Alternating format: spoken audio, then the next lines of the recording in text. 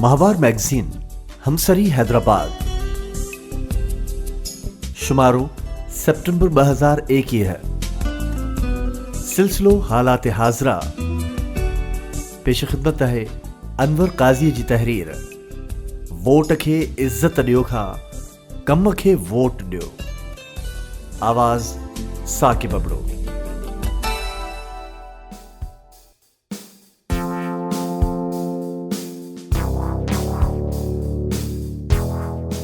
दुनिया जे माण्हूअ खे जॾहिं खां शऊर आयो आहे तॾहिं खां कंहिं न कंहिं तरीक़नि सां हुन पंहिंजे पाण खे ऐं मुआशरे खे बहितर बनाइण जी कोशिश ज़रूरु कई आहे।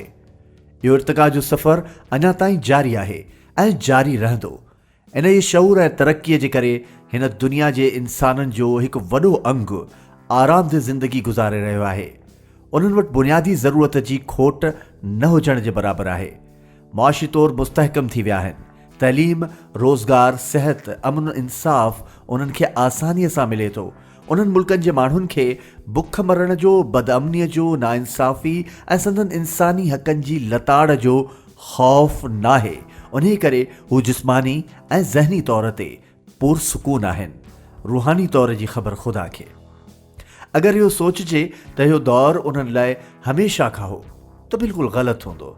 इन जाइ ताईं पहुचण में उन्हनि खे वॾो वक़्तु लॻो आहे ऐं बिल्कुलु अहिड़ी सूरत हाल मां गुज़री चुका आहिनि जहिड़ी हालत मां दुनिया जे पोइ ते पियल मुल्कनि जा माण्हू, जंहिंमें बदकिस्मतीअ सां असां बि शामिल आहियूं।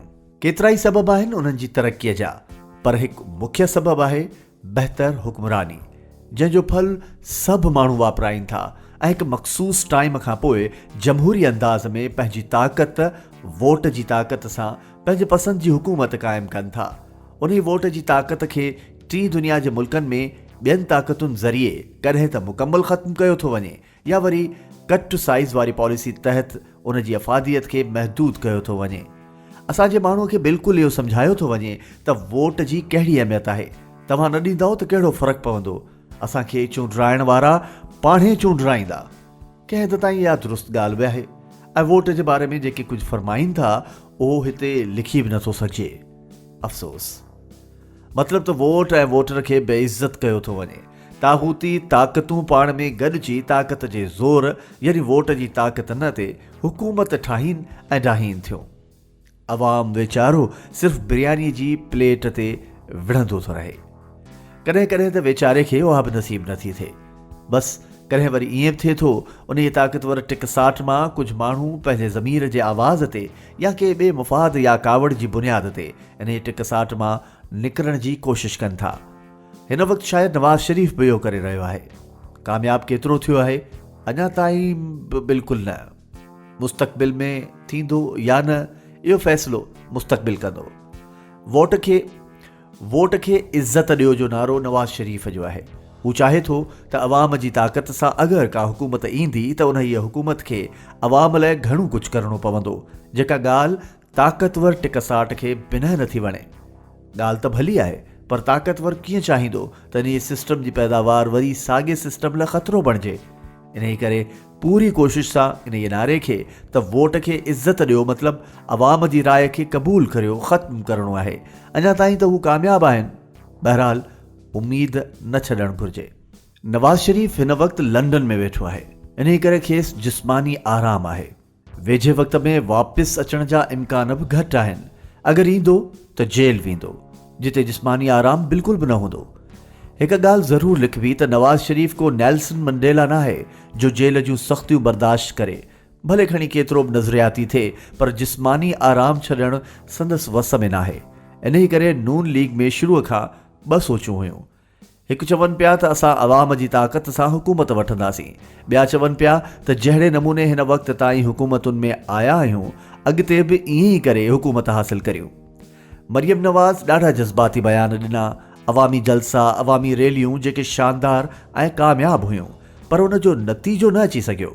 कश्मीर, गिलगित बल्तिस्तान जी इलेक्शन अव्हां जे अॻियां उन जो चिटो मिसाल आहे।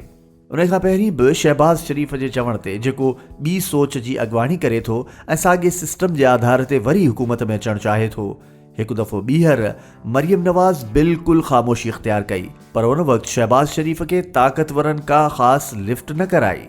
इन्ही करे मरियम नवाज़ वरी वोट खे इज़त ॾियो जो नारो हणणु शुरू कयो। पर हाणे महसूस थिए थो त शहबाज़ शरीफ़ खे को ख़ासि आसरो मिलियो आहे। इन्ही करे कैंटोनमेंट जे बल्दियाती इलेक्शन में शहबाज़ शरीफ़ मरियम शरीफ़ खे बिल्कुलु मना कयो त अव्हां महिरबानी करे कुझु वक़्तु वरी ख़ामोश रहो। संदसि राब्ता बहाल थी विया आहिनि। मरियम काफ़ी वक़्त खां ख़ामोश आहे। अगरि संदसि को एकड़ बेकड़ बयान अचे बि थो त इमरान ख़ान हुकूमत जे ख़िलाफ़, ताक़तवरनि जे ख़िलाफ़ न जिन इमरान ख़ान खे आंदो आहे। बक़ौल CNN जे इमरान ख़ान वेचारे खे त एतिरा बि इख़्तियार न आहिनि जेतिरा कंहिं शहर जे मेयर वटि हूंदा आहिनि। अगरि इहा ॻाल्हि मञिजे जंहिंजो इज़हार मरियम साहिबा ऐं उनजो वालिद बार बार कंदा रहिया आहिनि त इमरान ख़ान जी हुकूमत हिकु बेइख़्तियार हुकूमत आहे, त पोइ उन्हनि ते ॾोह ॾियणु मतिलबु असुल ताक़तुनि सां ठाह करण जे मुतरादिफ़ आहे। ख़ामोशीअ जो मतिलबु असांजे मुआशिरे में रज़ामंदी हूंदो आहे। हाणे जॾहिं मरियम साहिबा ख़ामोशी इख़्तियार कई त पंजाब जी कैंटोनमेंट बोर्ड में नून लीग वाज़े अक्सरियत सां खटे आई आहे। भले PTI केतिरो बि चवे असां त चारई सूबनि जी नुमाइंदा जमायत आहियूं। सिर्फ़ु 63 काउंसलर्स ऐं नून लीग जंहिंजी पूरे पाकिस्तान में किथे बि हुकूमत नाहे 59 काउंसलर्स, जॾहिं त PTI मर्कज़ ऐं 3 सूबनि में हुकूमत करे रही आहे।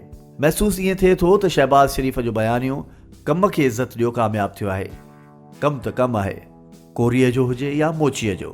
मरियम जे ख़ामोश थियण जो मुआवज़ो नून खे कुझु त मिलियो आहे, पर हुनूज़ दिल्ली दूरस्त इलेक्शन 2023 जे लाइ महसूस थिए थो त नून लीग शहबाज़ शरीफ़ जी सोच आधार विढ़ंदी ऐं काफ़ी हद ताईं खेनि ताक़तवरनि जी हिमायत हासिल हूंदी। शहबाज़ शरीफ़ खे आसरो आहे त हू वज़ीर आज़म थींदो, भले पोइ खेसि नवाज़ शरीफ़ या कंहिं ॿिए खे पेरें पवणो पवे।